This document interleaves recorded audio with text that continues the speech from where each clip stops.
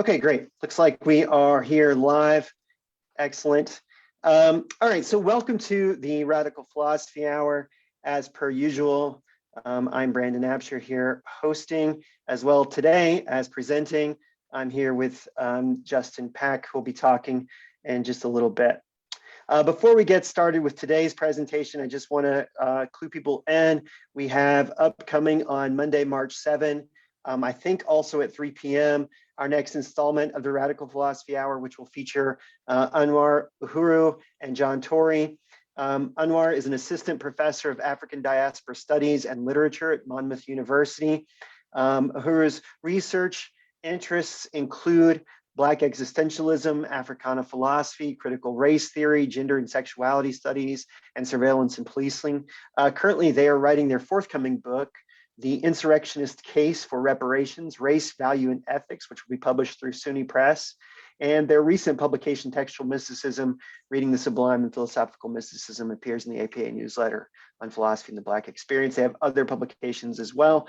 And they'll be talking about, the title of their talk is, What Do We Do About Reparations, Insurrectionist Ethics, Valuing Blackness, and the Imaginary Domain. We'll also be hearing then from John Tory, who is an assistant professor of philosophy and a contributing professor in the Africana Studies unit at SUNY Buff State. He holds a BA in philosophy and Spanish from Morehouse and an MA and PhD from the University of Memphis. His research interests are in the intersection of social political philosophy and African American philosophy, and specifically between moral and political deliberations regarding calls for Black reparations in America, applied ethics, philosophy of education, and pre-college philosophy. Dr. Tory John will be talking to us about reparations as a societal project, some practical implications. That's the title of his talk. So look for that in March. Today, I am joined by Justin Pack. And Justin is a lecturer at CSU Stanislaus. He seeks to follow the admonition of Arendt to think what we are doing and to critique the outstanding characteristic of our time, thoughtlessness. He's written books on Why Academics No Longer Think, on world alienation, and on thoughtlessness and the environmental crisis. He's currently working on a book, finishing up a book on money and thoughtlessness. And his paper today will be titled Academics No Longer Think, How the Neoliberalization of Higher Education Leads to Thoughtlessness. I'll be following that with a talk of my own on Beyond Critical Thinking, One-Dimensional Pedagogy, and Neoliberal Philosophy, which you'd think I would remember the title, but apparently not. All right, so with that, I'll go ahead and turn it over to Justin. Justin, without further ado. All right, thank you. I'm glad to be here. We thought it would be good for us to both talk together, as both me and Brandon have written books on neoliberalism or neoliberalization of philosophy in his case, and in my case, sort of academia in general, but of course that affects philosophy too. And I want to just flag that the title of my presentation here is Academics No Longer Think. And this was the title of my dissertation, but when I went to publish the book, they did not like that very much. And actually said, please don't let that be the title, because we don't want to alienate your readers right off the bat, which of course is interesting, illustrates the very problem I want to talk about, which is the publisher wants to make money and don't want the author alienating their readership right off the bat. And it's meant to be a provocative title. Academics, of course, are a group of people that we often think as hopefully being thoughtful and spend their time reading books and thinking about stuff. And yet I'm going to argue, following Arendt, that in many ways academics are discouraged from thinking and that we maybe even no longer think. And to open then, what I'm going to argue is that many contemporary academics are in a kind of double bind. There are two things that discourage us from thinking, or two institutions that don't want us to think. And the first is positivism and or science. So we can say positivistic science. And what I mean by this is that the modern university is largely structured as a positivist institution. What academics do as academics is a kind of positivist activity. And I'll explain what I mean by that in a second. That's the sort of first force or system that discourages thinking. The second one I'm going to argue is neoliberalization, or sort of increasingly running the university like a business. And these in particular are very difficult for academics in the humanities because we're, as academics in the humanities, we are first asked to act like scientists, or to engage in activities that follow the pattern of a sort of, this is what scientists do, and this is how scientists are rewarded or punished and judged as competent academics. Well, humanities professors are often asked to act similarly, even though we're not doing science in the same way by any means. And then second, of course, again, when you run it like a business, we are expected to jump through certain hoops and be productive and be profitable. And that sort of adds another layer to the traditional scientific expectations. Before I do anything then, I probably need to clarify, what do I mean by thinking? And here, this is where I'm relying on Hannah Arendt and her analysis of thinking, which is kind of spread throughout her works. She does have, in her late book, The Life of the Mind, which was unfinished, a whole section on thinking, which is where I'm going to get a lot of this from. But I'm really pulling from a bunch of her different works. And this was clearly a lifelong concern of hers. Remember that Hannah Arendt, or if you don't know, was a German Jewish scholar who had to flee Germany during World War II and escape Nazis who probably would have killed her. And a lot of her work was motivated by this question of, how could these smart people that she knew personally, like her own teacher Heidegger, but how did these smart people support the Nazi Party? Or another way of putting it is, how did Germans democratically elect Hitler? In retrospect, it looks like a terribly stupid thing to do. And she's going to try to explain this in terms of what she calls thinking. But she has sort of a unique definition, so I need to explain that first. Arendt engages in a phenomenology of thinking, I'm going to claim. So what she will do is look at when we think and try to describe what happens. And the assumption here is that we use the word thinking for various things, but really there's like more than one type of thinking. But we tend to use the word thinking for all of them, as if they're all thinking. And the easiest example of this, and the one that is really important for her, is she will draw a distinction between thinking as wonder and what she will call cognition. So let me explain what she means by each of these. And maybe let's start with thinking as wonder first. And here her inspiration is Socrates, although it could also be children. Young kids are like this. If you have any young kids yourself, or you're around young kids, they're really distracted and fascinated by everything. So the kids I'll be walking along with one of my kids and they'll see a praying mantis on a fence. And they've got to stop and they ask questions about it. Right? What is this bug? Is it dangerous? Can it hurt me?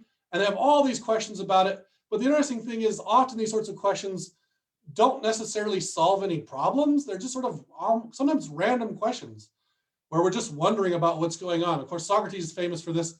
Socrates has all these questions about different topics, but in the dialogues that Plato writes, he doesn't ever really get to us. There's never really an answer.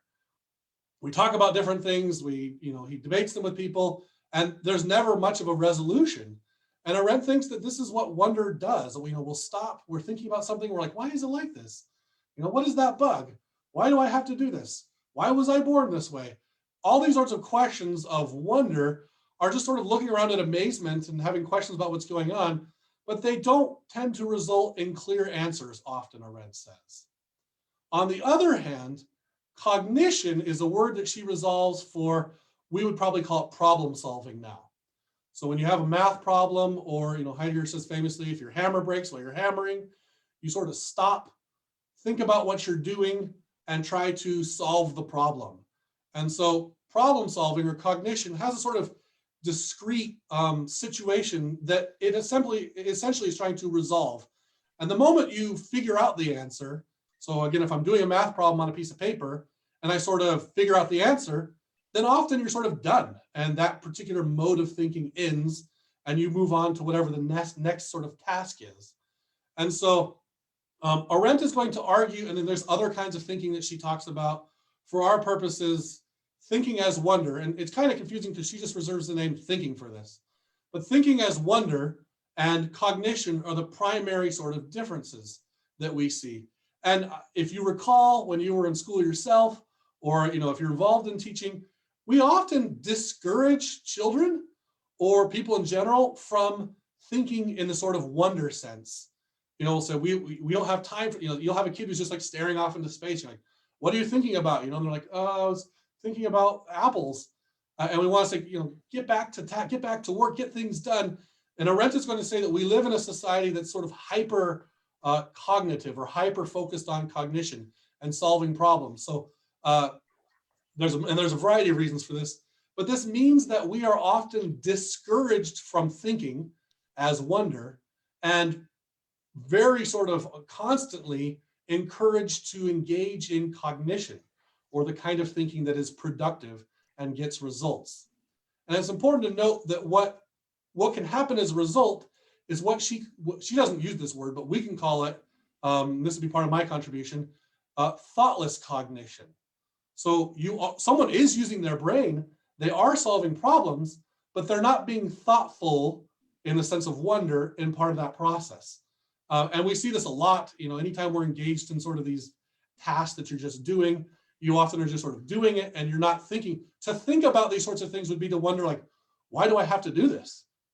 Does this question matter? Those are questions of wonder. So she's looking around at her world and she's saying that we have smart people here in Germany, of course, but she later says this is the same in the United States, and the rest of the modern world, probably at all times. We can have very smart people who are solving very difficult math problems or dealing with problems of physics or dealing with problems of logistics, and yet who aren't necessarily thinking about whether they should be doing that. So you can invent an atomic bomb, but it's a different question to say, should we invent an atomic bomb?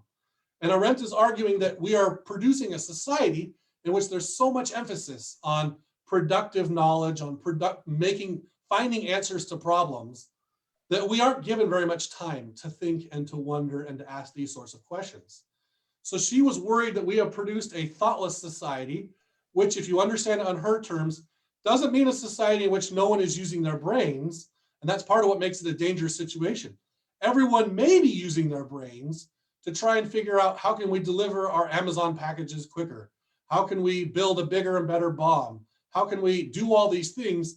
But we often are not asking questions of whether we should be doing this or not, right? Or, what am I doing here? Why are we doing this? And so thinking in the sense of wonder, although it doesn't necessarily have any productive consequences per se, it has the sort of unintended consequence of causing us to pause and question the status quo. Whereas cognition, which may be producing answers, sort of discourages us from thinking about whether we should be producing those answers. And so in a sort of strange way, thinking as wonder has a force of undermining the status quo and causing us to sort of pause and think about what we're doing. And in a certain sense, you can see how she is saying that Germany became such a productive and productivity obsessed culture that there weren't enough people pausing and thinking and saying, maybe we shouldn't be doing this. Maybe we shouldn't be supporting Hitler. Maybe we shouldn't, et cetera, et cetera. And so she sees the same problem happening in the United States. Later, she moved to the United States and she says, there's so much focus on getting things done and producing things that we no longer are taking time to think in the sense of wonder. And so, she has this famous analysis of Eichmann. Eichmann is the Nazi who is responsible for keeping the trains running and sending people, kind of in charge of the Holocaust efforts and sending people to these concentration camps. And yet when he was questioned afterward, he sort of presented himself as a cog in the machine and basically said, I just did whatever I was told. And some people say that he was sort of lying there. But the point that Arendt wants to make is that in many ways, modern society has become this kind of machine, and we don't have these moments of thinking and wonder and questioning. And even when we do sort of have questions, they're often fit within a framework of accomplishing quantifiable goals, and when you combine it with neoliberalism, profitable goals. So to then tie this to modern academia and to then explain what she would mean to say, when I say academics no longer think, this should be fairly clear that what Arendt means, if we take Arendt's terminology and apply to this, is that many academics are using their brains, but they're using sort of a cognition. They're trying to resolve problems. They look at the current, I remember when I did a degree in sociology, they would always talk about what is the current sort of literature. And finding the current literature means basically find what people are currently arguing about, find what the trendy topic is, find the answer that people are trying to deal with, and then you sort of try to fit into that conversation and help solve the problems and contribute to the issue. And I mean, sometimes that's really helpful, and sometimes we are solving problems, and sometimes we are getting things done. But often this discourages us from asking questions about whether we're asking the right questions. And it also shapes our activities as academics, because maybe instead of stopping and thinking about something, we end up in a hurry trying to figure out, okay, how do I publish this next thing? How do I add a line to my CV? So you get this sort of hyper-aggressive necessity to always be productive, and not just that, to be profitable. And I remember when I was a graduate student, I don't know why this happened. I was at the University of Oregon, and many of the students, when the grad students, when they would talk to each other, they would ask how your day has been. And I don't know how this started, but people would say, oh, productive, as if productive means good by necessity, right? So have you had a good day? Yeah, it's been productive. And I remember I sort of, facetiously started, people would say, how was your day been? I'd be, oh, very unproductive. And they'd be like, oh, I'm sorry that if in their mind being unproductive was bad. And I'd be like, oh, no, it's like, it was very nice. I just got to think about things and I wasn't obsessed with all this stuff, and then sometimes the other way, people would say, I'd say, how are you doing? They'd say, oh, productive. And I'd say, oh, I'm sorry. And they're like, what do you mean? I got a lot done. It was good. And I was like, oh, you mean that's a good thing? And I wasn't trying to be, sort of a weirdo, but it was just fascinating to me how much the need to publish and the need to make your CV better and bigger and the need to contact people and, all these things that academics do, it becomes a kind of game. There's an academic game where you need to get ahead.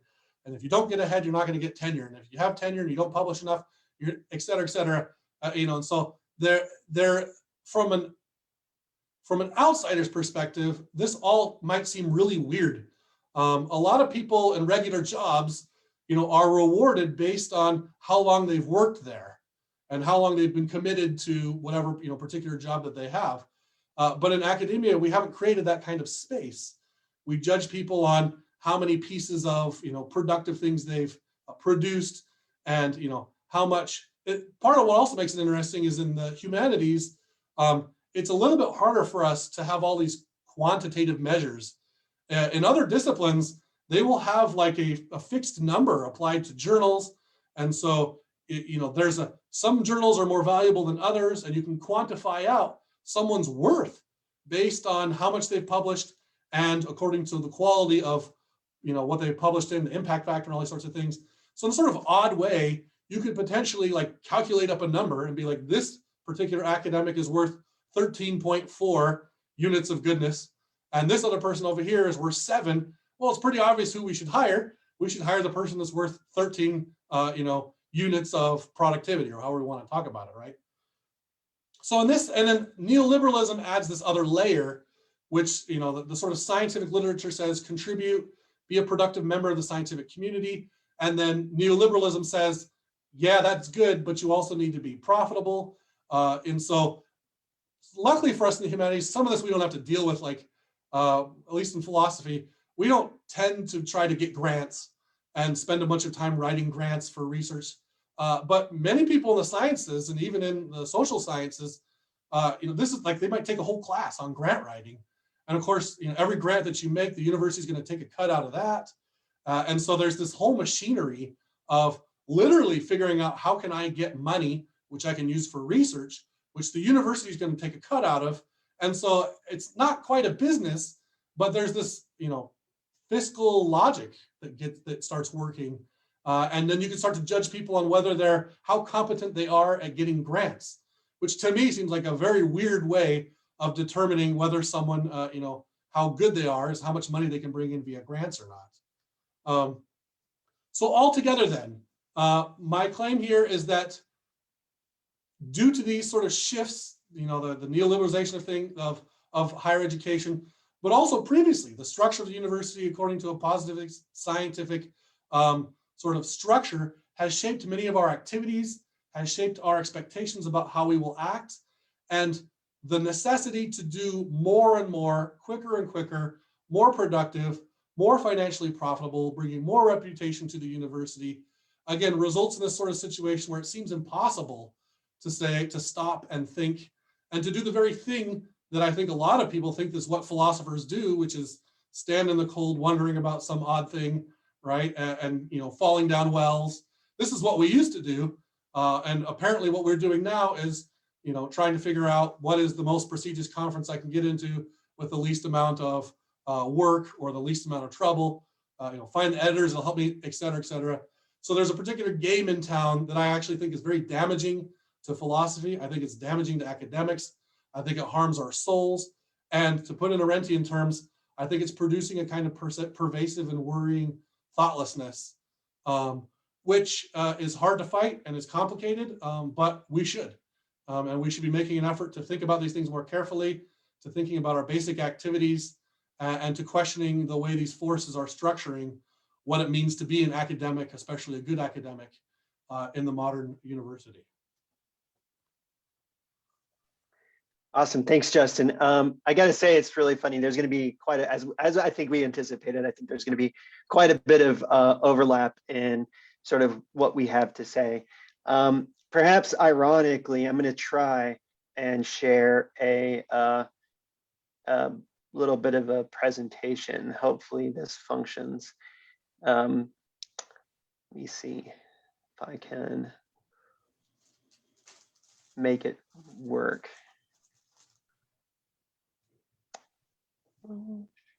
Nope, there we go, perfect. All right, so one thing I kind of want to start by saying is I think I've shifted my concept a little bit in terms of what I'm presenting about or how I'm kind of framing things today. I'm going to talk a little bit less about one-dimensionality, though I'll be bringing that in, and it's obviously in the title. I'm going to be talking a little bit more about performativity. The talk here is drawn mainly from the second chapter of my book, The Rise of Neoliberal Philosophy. If anyone's interested, please do reach out to me by email or on Facebook. I'll be happy to either help you out with a copy or get you a discount. All right, so moving past there, the question of neoliberal philosophy and critical thinking, that's kind of what I want to talk about today. And to understand kind of what I'm saying, I think we need to put philosophy in the context of the university as it has been reshaped by neoliberalism. And this is what Justin has already been talking about. So when I talk about the neoliberal university, I'm talking about the university as it emerges through the transformations wrought by what we could call, in deep scare quoting, reform as done by neoliberals. And so I kind of identify 4 central trends to think about when we look at the neoliberal university. The first big one is defunding higher education and reframing it as a private consumer good. We can understand this most easily, I think, in terms of the ballooning of the student debt, right? So this, I think it's now over $1 trillion worth of student debt in the United States. And what does that index? That index is the idea that we move from a model of higher education where it was a public good that was admittedly very exclusive and limited to a certain group of people, but it was something that was broadly, cheap or free, to a circumstance where it is now a private consumer good that is incredibly expensive. This idea of it as a private consumer good, I'm not going to dig into this too deeply, but it connects in with a concept from Wendy Brown, who's talked about neoliberalism quite a bit, and her idea of responsibilization. So we see that individual students and children, parents, families are made responsibilized, made responsible for education as consumers. We see then a reconception of the purpose of higher education so that it now is about training rather than what we can call broad education. When I talk about training, I mean something that's very specifically oriented toward the end of pursuing a pre-given function in society, something that's there and available that you will do. already. So that's training, vocational job training, as opposed to education, which we can, I think there's plenty of good reason to be critical of this opposition, and we don't want to take it as absolute. But when we think about education, we can think of it in terms of the German Bildung or Greek paideia. In both cases, what we're talking about is a shaping of the person, a molding of the person, and one that classically had to do with one's existence as a free person and as a citizen, both of which again were limited in who could occupy those statuses, but which were again available broadly to a certain class of people. We see then instrumentalization and commodification of knowledge. Knowledge is not a good in itself, but it is good for something, good in particular within the neoliberal context as a commodity. So we now exist in a situation where many people view our contemporary situation as one in which there's a quote unquote knowledge economy. Knowledge pervades economic interaction, whether that's in the form of high technology or major scientific breakthrough and so on. So we see that knowledge is commodified both within the individual, so like personal skills, but also in the sense that we see, for example, patenting of technologies, et cetera. And then finally, centralization and bureaucratization of higher education administration. I don't think too many people who are involved in academia will be surprised to hear this. I think it's most people's day-to-day experience that they are incredibly monitored, and that monitoring happens in such a way that you're kind of constantly reporting on yourself. So there's an audit culture, to borrow a term from anthropologists. So there's an audit culture of constant self-reporting. So we produce a paper trail for everything, but if you ask what's the purpose of this paper trail, it largely exists for its own sake. But aside from that, it exists in order so that you may be monitored and be self-monitoring. All right, so these are the four trends within the Neoliberal University. When I talk about neoliberal philosophy, then I'm talking about philosophy as it has been reshaped by and transformed by this quote unquote reform of higher education. To understand how philosophy is altered, we kind of have to think about it within the context, I claim, of performativity. And so this is a term I'm borrowing from Jean-Francois Lyotard. He writes, quote, "The production of proof, which is in principle only part of an argumentation process designed to win agreement from addressees of scientific messages, falls under the control of another language game," so he's borrowing on Wittgenstein there, "in which the goal is no longer truth, but performativity, that is the best possible input-output equation." So if I just summarize that in pretty simple terms, the important thing is that we have to produce return on investment. The thought is society is investing in knowledge and it expects that investment to be productive. So it wants some return on its investment. Now, that was the case, long prior even to the neoliberal turn. So this idea of social investment and performativity, that predates the neoliberal turn. What's different about the neoliberal turn is its new conception of what performativity will look like and how it will apply to knowledge in particular. So prior to the neoliberal turn, we existed in what Slaughter and Rhodes describe as a public good knowledge learning regime. It's a pretty dense little phrase there, but the point is that both in terms of the way it was understood and organized, the production of knowledge in the university was governed by some idea of the public good. That idea of the public good really has to do with the geopolitics of the Cold War in the United States. So it's not an innocent concept of the public good. It's very, it's burdened by this idea of a geopolitical struggle of the Cold War. But nonetheless, there was this public good knowledge learning regime, and then that shifts with the neoliberal turn to what they describe as academic capitalism, or the academic capitalist knowledge learning regime. And by that, they mean, and Justin was just talking about this, so I'm not going to dig in too deeply, but what we see is that the university itself is pervaded by market discipline and market logics, so that individuals within the university are reframed as entrepreneurs. They act in entrepreneurial spirit with the idea that each individual person is investing themselves. They're market actors, they're consumers, producers, but also, and most importantly, investors. So they're investing, and that investment they're undertaking for the sake of some return. And that applies at every level, whether that's the administrator, the entire organization in a particular university, a sector of the economy, the government itself, but also individual academics, departments, students, and so on.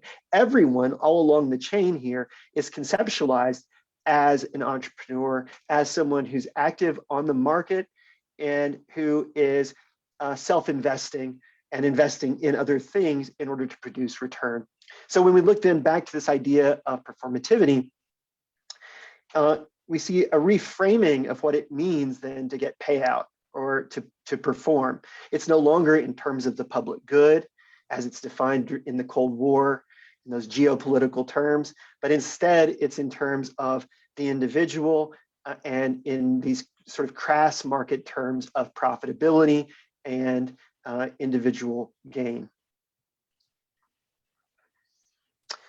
Now, at the same time that that's happening in this transformation regarding performativity, the other sort of important shift that's happening is a sense or an idea of human capital. So the thought that the worker is a form of capital themselves, and one into which we can invest in order to produce gains in productivity, and even for the worker in earnings. So I'm both, I'm a consumer, I'm a producer. Those are two kind of aspects of my economic being, but I'm also an investor. So that's a third aspect. And here's number 4, I'm furthermore, right, a capital.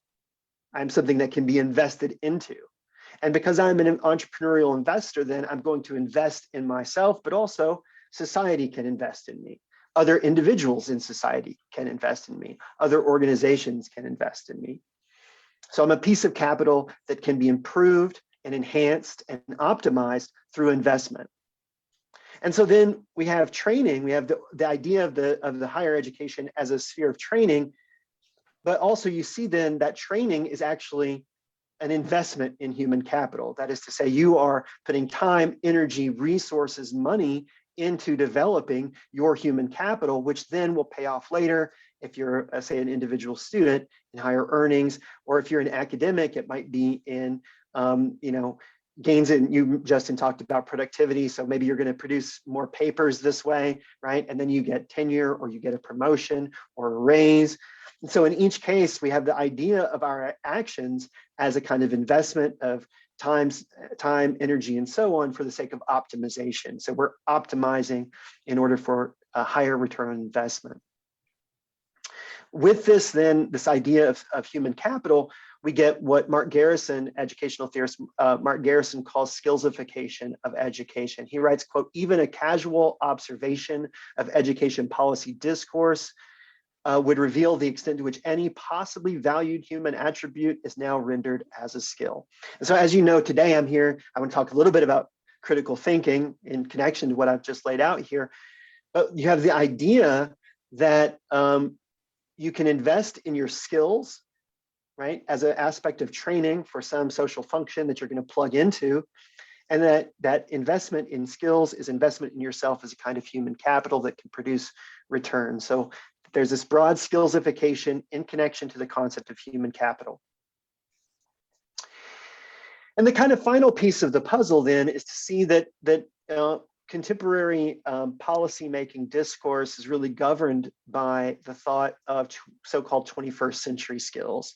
There's Bernie Trilling and Charles Fidel. They consider critical thinking, problem solving, communication. They talk about a bunch of others as part of the new basics of 21st century learning. And, to what Justin was saying earlier about cognition, I think it's useful and interesting, and maybe we can kind of tease this out a little bit as we go forward. But the connection between critical thinking and problem solving, that these two things now very frequently occur within the same sentence or the same phrase, so that thinking as critical thinking is now very much oriented toward solutions that are going to address problems, right? And so we conceptualize in advance what thinking is doing as problem solving. And another sort of aspect of this that I really want to sort of draw out and make clear to everybody is that when we think about critical thinking as problem solving, as a skill that's a part of a person's human capital, it's supposed to be value free. But we know, already it's governed by market logic. And so, in fact, it's not value free. It's pervasively valued, right? But how is it valued? It's valued as commodity which can be put to use later on. How will it be put to use? Well, actually, it doesn't matter, because the important point is that it be profitable. So the pervasive underlying value framework is that of profit making. That is to say that critical thinking should be a profitable skill. And it doesn't matter if you are, sometimes I like to juxtapose, whatever, solving world hunger or building the next smart bomb, the newest, smartest bomb, right? That both of those are critical thinking and problem solving. So there's some problem set before you. How does that problem emerge? How does it emerge forth to you as a problem? It emerges forth to you as a problem because it's basically set for you by the market. So what do we need? We need a workforce that has new skills in order to remain competitive and productive within the 21st century knowledge economy. And we see then that the goal of university education will be to train a new cognitariat for this economy. Automation will be the norm, information will be widely accessible, and value added, in as much as things are going to be profitable, it's not going to be because you are able to produce more, but rather it will be your capacity to synthesize and innovate given the widespread ubiquity of information. So this is the idea, at least. Now, I should be clear about this too. I don't want to suggest that everything that's said by these folks, that we should take it at face value as true of the economy. That's not my point. The point is that the university and higher education is being retooled, or has been retooled, in line with these assumptions, that philosophy as a discipline and as a practice is something we do within the neoliberal university, and therefore is something that's shaped by these ways of thinking, these forms of organization, these assumptions. Just to give a sense of kind of how these ideas of critical thinking, creativity, problem solving, and so on are being used, we see that the OECD, the Organization for Economic Cooperation and Development, has a Center for Education, Research, and Innovation. And I just want to stop and take a moment to before I even go further, to locate the importance of this idea of innovation, which is all pervasive at this point. So, Justin, you were talking about stopping to say, like, why is production or productivity necessarily? I mean, some productivity, yeah, absolutely, that's good. But is it always and necessarily a good thing to be productive? And we might ask the same question about innovation.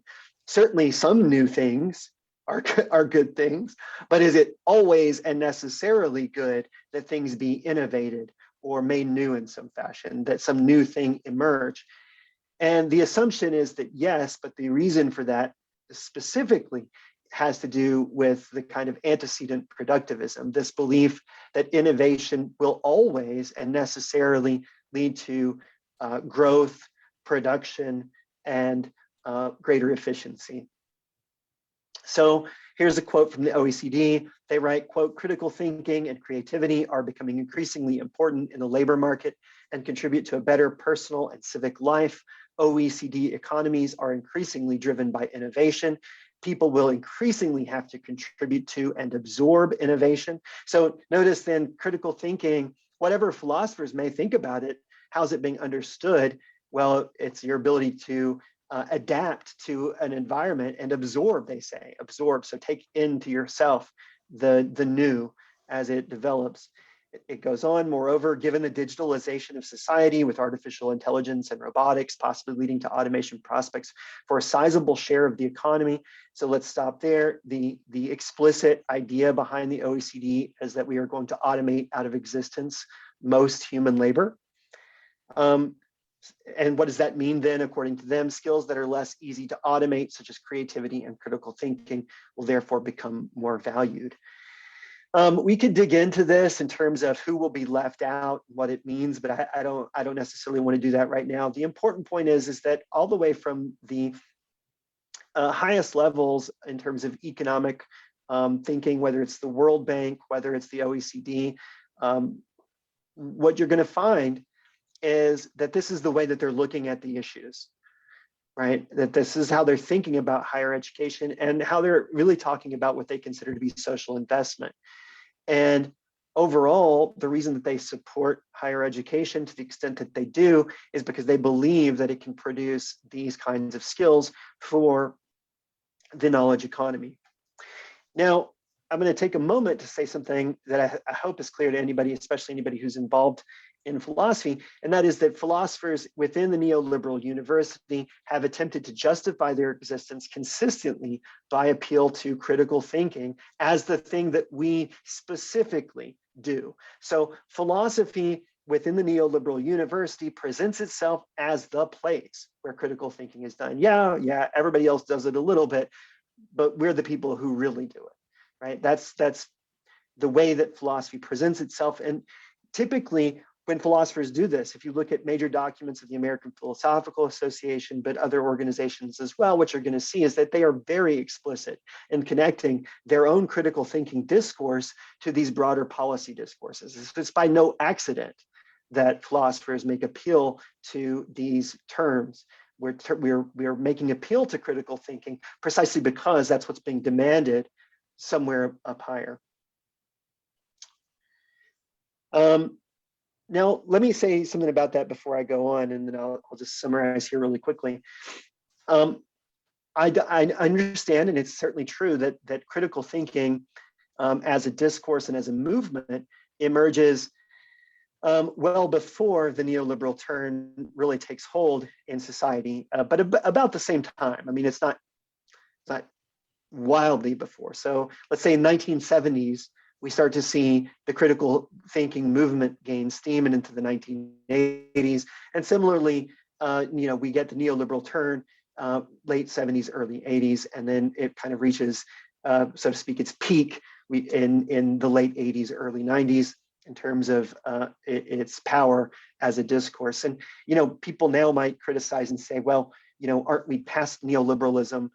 Doesn't, for example, the recent infrastructure bill indicate that we're beyond the terms of neoliberalism? I think that that's absolutely false. But what is true is that we probably exist within a space that many people have described as zombie neoliberalism, which is a world where no one believes neoliberalism anymore, and yet neoliberalism is still what we're doing.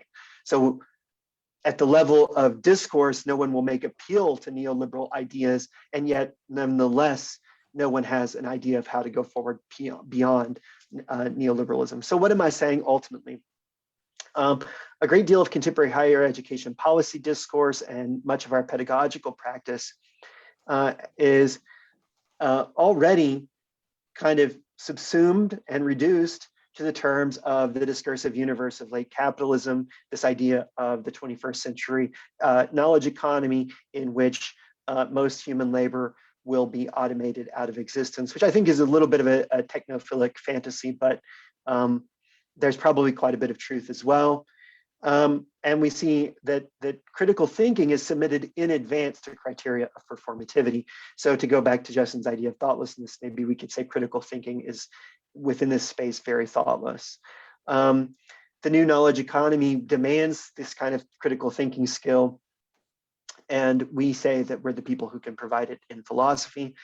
But another way of thinking about this, and this is a term drawn from sociologist Chris McMillan, is that we reproduce through this what we can call the pedagogical logic of late capitalism, in which critical thinking is both a vaunted human capital, so a place of investment, a site where you can get what I've also termed technologies of optimization, ways that you can self-enhance, kind of a bionic brain, if you like, that will give you, and a hip cultural commodity. And as a hip cultural commodity, I think it really does pull from the movement language of the 70s and 80s when it did emerge as an oppositional movement against mainstream philosophical pedagogy and mainstream philosophy.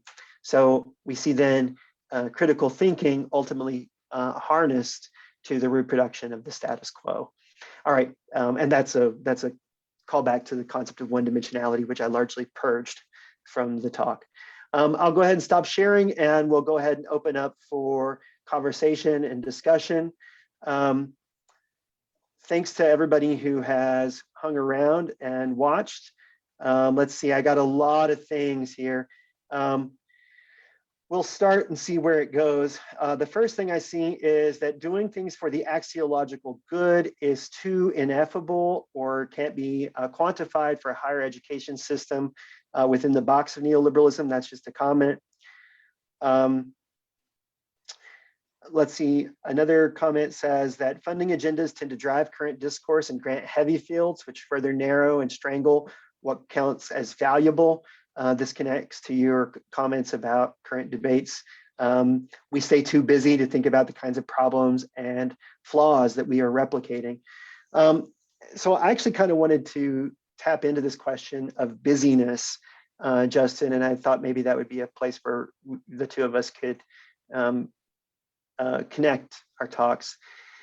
And one of the things about busyness comes to the question of time. And so I was wondering if you could talk a little bit about the contrasting temporalities of what you called cognition and what you called wonder, and how you know, kind of neoliberalism, and even if also if you think positivism has served to shape the temporality of academic life around, you know, away from, so to speak, temporalities that are required for wonder. So if you want to talk about that.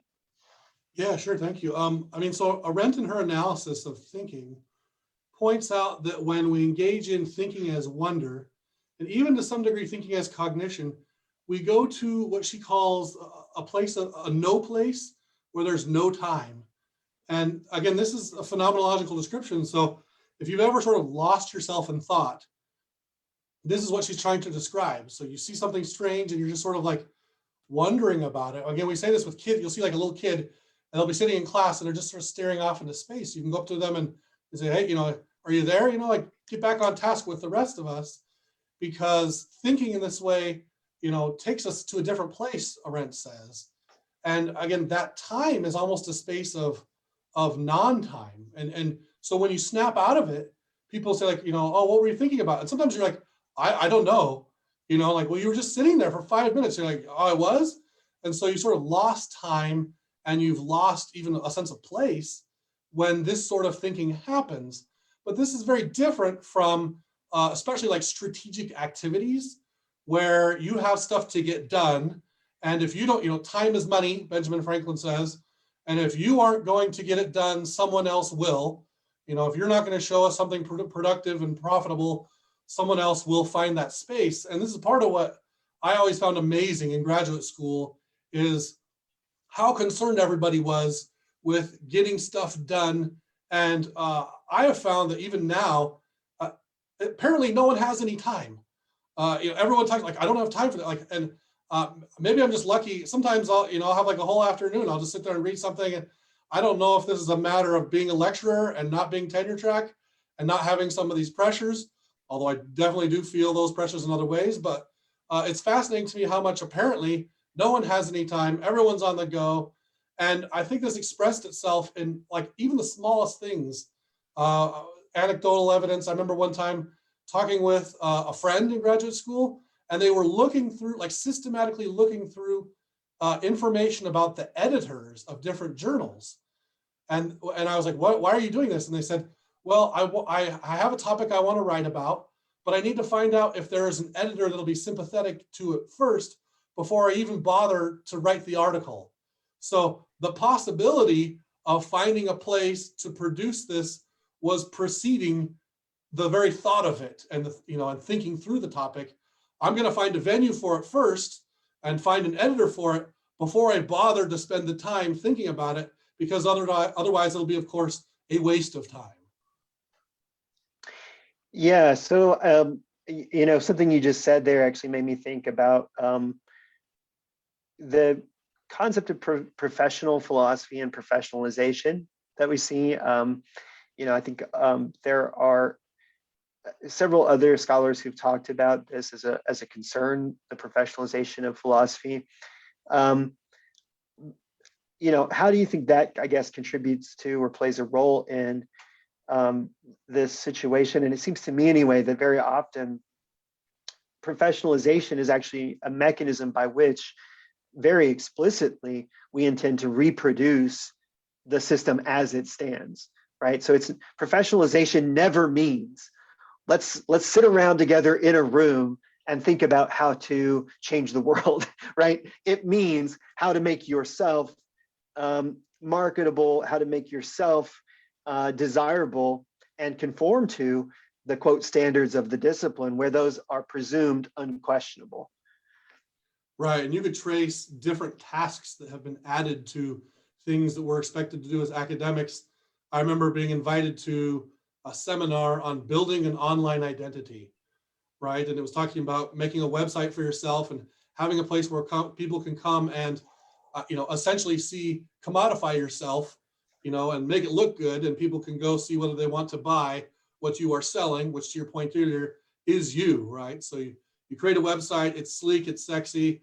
Here's all the things I'm doing, right? Buy me, read my stuff, and this all. And again, this happens in different waves over time, and as technology changes, and I don't remember myself being invited to this, but I remember seeing at a different university a sign on the wall about the different seminar. I think pro seminars are a good place to see this, and what grad students are being told are the sort of skills. There you go, that they're going to need to develop. And I remember seeing one for sociology, and of course they had their seminar on grant writing, right? So it's not enough that you be able to just produce papers. It's not enough that you be a good thinker, whatever.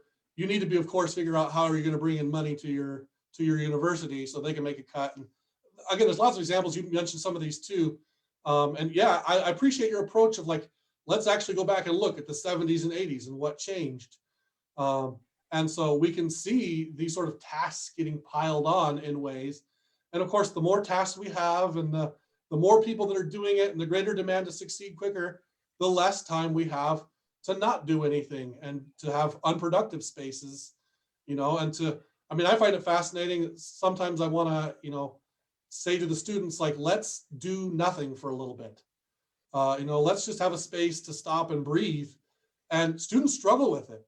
If we sit there for 5 minutes, and so sometimes I do this when we're talking about Eastern philosophy, and I'm like, let's try meditation, which is actually really hard. And the students, after 2 or 3 minutes, can't stand it. They got to get their phones. They got to be doing something, because we're so, taught that, again, time is money, and and if you're not doing something that's going to have some productive results, you're going to get beat out by someone who will. And yeah, I think this is harmful not only to knowledge and to the university, but to our souls and our character, however you want to think of that. I think it's actually damaging to us as people. And this is something we should care about as teachers also. But of course, teaching and that sort of stuff is, that's a very much a side project compared to these more productive things. Yeah, I think one of the things I know, one of the overlaps between our two approaches sort of centers on this question of strategy and strategic action. And I note that, in a way, I don't know how, if you've read this material or if you have insight on it, or if it informed anything you think, but it reminded me of the concept of a hidden curriculum, that there's a hidden curriculum of strategic action. So it may not be necessarily that although in some cases in pro seminars, we do sit you down and say, look, this is how you do this, right? Nevertheless, it's built into everything we do, and you're intended to absorb strategic action and forms of strategic thought, where in part that has to do with strategic investment of time, energy, and resources, but also in part, how to, quote, get ahead, how to win the hustle. So I think that's a really interesting overlap. I wonder to what extent you think, is there, this might be a difference between us to some extent. I don't know if I want to buy into a space that's entirely free of strategic action, right? As in, I don't know if there's a pure institution or a pure organization or a pure person who could entirely operate separate of those considerations. Like if we go back to Aristotle, say, we know that there's a material basis for his ability to be a philosopher, which is a slave class. So I don't know that we want to start by pulling them apart entirely. But I wonder if you could talk about, I guess, how we build in, and this is something you've already been mentioning, but how we build in that kind of hidden curriculum of strategy. And do you see it as something we should look for alternatives to, or how do you think about what would be the way to rethink our instruction curriculum teaching so that it undermines this kind of strategic and instrumental way of thinking? Yeah, well, the first thing I should mention is, it's interesting. Arendt, part of what fascinates me about her analysis is she says, look, thinking as wonder is useless. And so it doesn't, she really aggressively says it doesn't produce anything. But according to her, it has the unintended consequence of getting us to question the status quo. And that is, from a certain perspective, very useful. Mm-hmm. But it's weird because then there's a kind of like a use to uselessness, which of course reminds me of Taoism and Chuangzi, and the sort of, he says nobody knows the use of the useless. And so I think part of what's fascinating about Arendt's analysis, and sometimes you do hear this, and Heidegger's good about analyzing this, about the ways that like vacation is, taking a break from things is reincorporated into, neoliberalism. So yeah, our workers got to take a break, take a nice vacation for yourself so that you're re-energized for when you come back to get to work again. So taking a break and maybe having spaces of ostensibly non-productive activity is itself harnessed back into, encouraging productivity. And so I think, I think you're right that these are enmeshed in interesting and complicated ways, that it's not simply possible to pull them apart. But I also think that we are so immersed into a productive mentality, or sort of just a world where everything needs to be productive, that we struggle to comprehend doing things differently. We struggled with like, what is a different way of thinking? And so I found that one of the things I like doing is discussing with the students the medieval sort of Platonic understanding of the cosmos, in which contemplation was a particularly important form of thinking. And I mean like literally sitting there and looking at the stars and having them influence you, which sometimes we feel this way about art or watching a good film. It's kind of like an unproductive activity where you're just sitting there and looking at something, but you're, however you talk about it, you sort of, through imitation, you are altered. And I don't bring this up to the students to say we can completely recover this way of thinking. We can't just take off, metaphysical understandings of the universe and cosmos. That's not possible. But I do think that like being able to understand that there are alternatives, and that those alternatives were an extremely important part of having a good and ethical life, is the sort of exercise that might get us to hesitate a little bit more in our sort of normal activities. And to find, when someone says, how are you doing? And we respond by saying, productive, to find those sorts of answers as strange, and to maybe cause us to yield and wonder. There it is. And to wonder a little bit, why are we doing this? So I don't think that reintroducing more wonder necessarily solves all these problems. Here we are, right? But I think that there's, these interesting tensions, and Arendt is really trying to get us to, slow down. And, I think there's a lot of academics that are, slow movement and want to sort of say there's something wrong with the speed here. There's something wrong with the demands for acceleration. And, I don't think it necessarily will fix everything to engage. Arendt says very clearly, thinking as wonder doesn't produce anything. It doesn't necessarily, it itself, we got to be careful of reinscribing it back into the logic of problem solving. Mm-hmm. So there's these interesting tensions of trying to present thinking as wonder as something that's useful and productive, and can help us in our current problem, while at the same time, Arendt does say that it has these positive effects of getting us to question the status quo. So I don't think there's any easily sortable way of saying this is that, this is that. So much as I think we just need to develop, some sensitivity to these issues, which in my experience is not very common. I think everyone sort of like my experience of writing this book and of sharing this dissertation, and everyone was like, yeah, that's a good topic, but I don't know what to do about it, and I don't know how to change anything. So people seem to recognize that this is an issue, but they don't want to lose. They don't want to be left behind, and so we keep doing things the same way, and reinforcing these same structures, even if it is, like you're saying, a sort of zombie activity where you might even be opposed to it, but you keep doing it because if I don't do it, someone else is going to get the position and I'm left behind.